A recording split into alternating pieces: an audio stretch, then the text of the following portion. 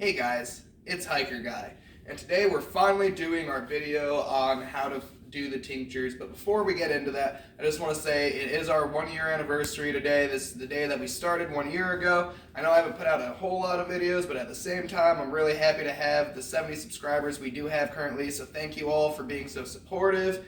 We're going to go ahead and get right on into this now. So here we have our actual alcohol-based tincture. I went ahead and I already removed the old reishi mushrooms that we had used for the alcohol-based tincture ahead of time. You do this by using cheesecloth, and you go ahead, you strain that out, and I actually usually strain it twice because what happens is you get a bunch of little built-up stuff in the bottom, so you want to do like a double strain with some cheesecloth. I usually fold it over twice, and that's how you do it. So after that, what we're going to do now is we have our water here. Now, how you get the actual amount of water you need, I have a little thing set out here. You need the actual alcohol by volume divided by your required alcohol by volume, multiplied by the liquid volume, and then you subtract that amount of liquid volume, and that's how much water you need. So we had a 97% alcohol volume using Everclear. I divide that by the 40% alcohol that I want. We have approximately 500 milliliters of tincture here. It's a little over, so we went ahead and multiplied that by 500 milliliters, subtracted the 500, and that gave us 712.5 milliliters. Now, because it's a little over, and because you want a little extra water, because it's going to evaporate a little bit, I went ahead and put it right around 750 milliliters of water, because if it's a little less than 40%, that's okay. You're usually striving for between 35 and 40% alcohol to make sure that there's no bacteria that's going to grow in the tincture itself. That being said, also, you want to use distilled water when you're doing that, because you're going to have the least possibility of having bacteria grow in your tincture this way. So we've actually seeped this for about 4 months. And that's, idea for a tincture. That's why it's taken so long. So we're going to go ahead, we're just going to dump our water into here. We're going to go ahead, we're going to heat this water up until it's at about 180 degrees.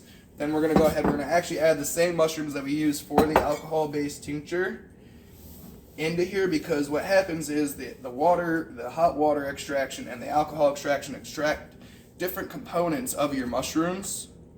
So this way you get both extraction methods and you get the full medicinal quality value of it.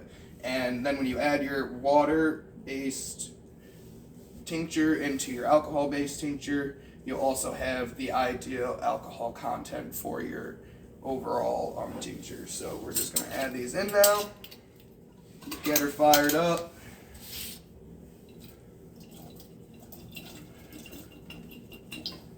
We're going to get her to 180 degrees, and then we're going to let this actually seep for about 4 hours.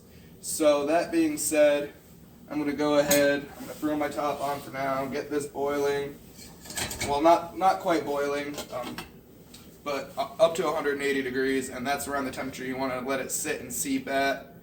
And once that's said and done, we're going to go ahead, add that to that, and that'll be the end of the video. But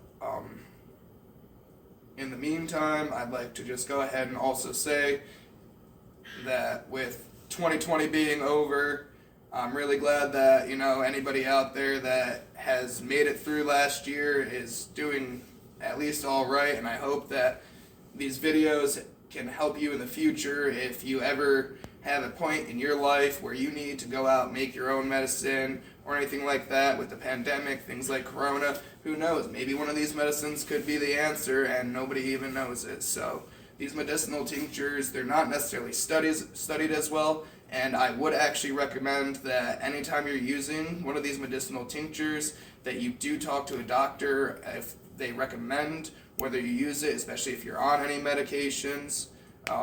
So we're going to go ahead, let this seep, and then we'll get back.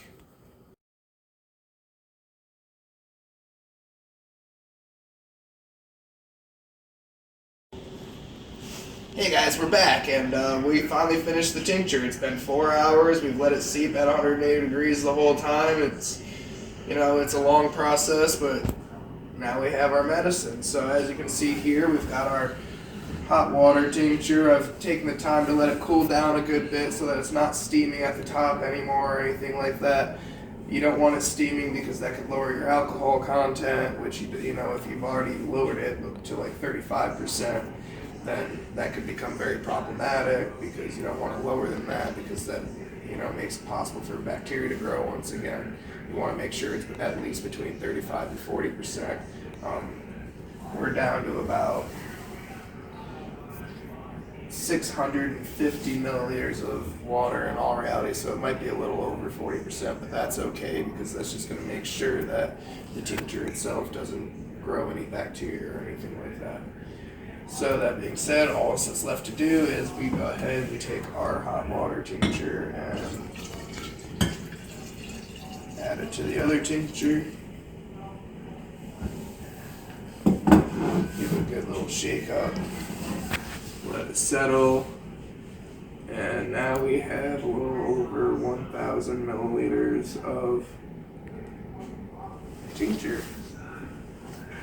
And this is our finished product. This is ready to go into tincture jars. That I don't have them yet. Usually you can go on like Amazon or any website and you order these little bottles with a little top on them, kind of like a little eyedropper.